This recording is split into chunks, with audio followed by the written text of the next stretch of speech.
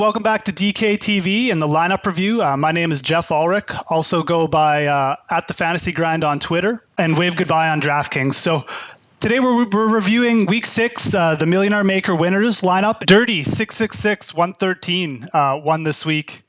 He used a lineup that was really involved a couple different features from a strategy standpoint. So to start off, he used cheap running backs, and the two running backs he used, LeGarrette Blount, Chris Ivory. Chris Ivory was only 5,100, while LeGarrette Blount was 4,400. So he made a lot of savings by using these two running backs, and I think it was a really good choice from a strategy standpoint. Chris Ivory has been getting a huge workload with the Jets. The Jets were also 6-point favorites in this game, meaning that the game flow was almost always going to be in Chris Ivory's favor for a big workload. He got some passes in this game, and Chris Ivory, when he's healthy, he's not only just sort of a bruising running back, he's also a big play option, and he really paid off there. LeGarrette Blount, also another great cheap choice in my opinion. Going against the Colts, LeGarrette Blount's had a great history. At 4,400 this week, he had multi-touchdown upside, and he paid off. He delivered. He actually just missed the 100-yard bonus.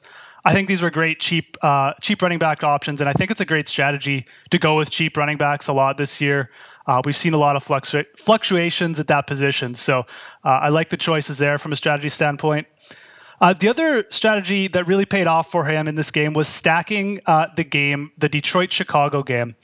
And what I mean by stacking the Detroit-Chicago game is that he took both big-name wide receivers from this game and paired them with a quarterback. So he used Matthew Stafford and Calvin Johnson. Now, maybe this is a pair that hasn't been paying off for people in fantasy in the first couple weeks, but with a weaker team coming in, the Bears, with them being at home, I like taking this shot in tournaments a lot. Calvin Johnson's still Calvin Johnson. He's still 6'6". He's still a great red zone target, and he's still been getting a lot of targets. So hoping for a big game from these two is certainly a great tournament strategy, in my opinion.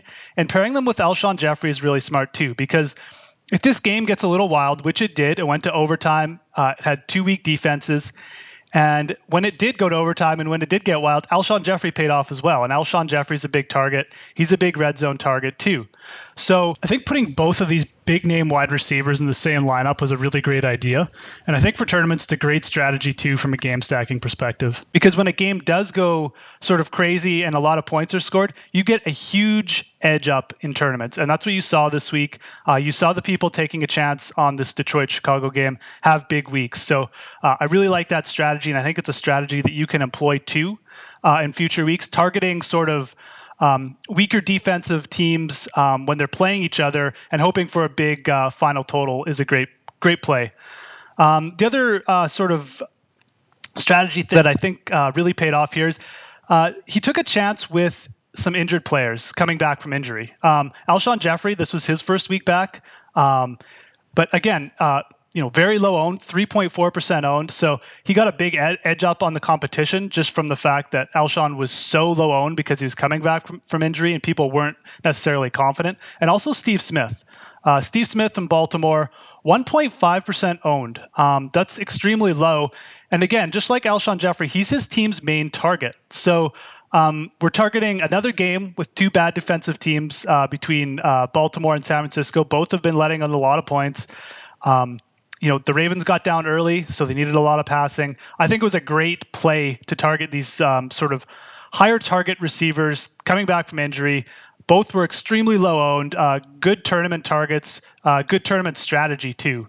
So that was good. He finished it off with some nice plays. The Broncos defense is always going to be a nice play. And then Julius Thomas, also another player coming back from injury, a big tight end, playing in another game with two weak defensive teams. So I really like the way he's targeted sort of these, I guess you could almost call it sort of, below average teams with below average defenses, knowing that, shootouts are possible, that a lot of passing might be happening late. So it was a strategy that's paid off the last couple of weeks and something that I'd suggest people look for more. Look for those teams that have bad defensive records, might get involved in more shootouts, and might have to pass late in a lot of garbage time. So I'm just going to bring up here now the second place finisher. Not only did he get second in the Millionaire Maker, but he also won a qualifier to the live final that DraftKings is hosting. So for fantasy football, which is really awesome. He used the same strategy. He used Alshon Jeffrey. He used Calvin Johnson. He used Matthew Stafford. The game went to overtime. That paid off well. And again, a lot of the big winners this week used that strategy. You can see his running back strategy was a little bit different, though. He did the same. He had the same idea. He went cheap at running back. Lamar Miller coming back from injury, I thought was a great choice. Melvin Gordon, obviously, sort of. I don't want to say it ruined this lineup because he still got second in the Millionaire Maker, but it definitely hurt him a little bit in the fact that he only scored 1.9 points. Gordon's involved in a little bit more of a timeshare, so it was always going to be a bit of more of a risky pick. But you can still see from this lineup that if you nail, almost all your positions, you can still get a really high score too, which is really interesting to me because he absolutely nailed everyone else. He also used Steve Smith. And then at tight end, using Greg Olsen, I thought was a really good tournament strategy. The Seattle Seahawks haven't been good against the tight end. Carolina was sort of projected to be down late, which means more passing as well. So he was using the sort of the line totals and the spread to help him pick there as well, which I really like.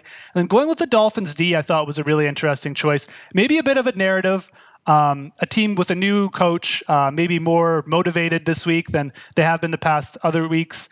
Very talented team, though. So still an interesting choice. Definitely has high upside and definitely paid off for him. A great tournament choice there. So congrats to both these players. I think it was a really interesting strategic week going with the game stack. You pretty much had to have the Detroit-Chicago game.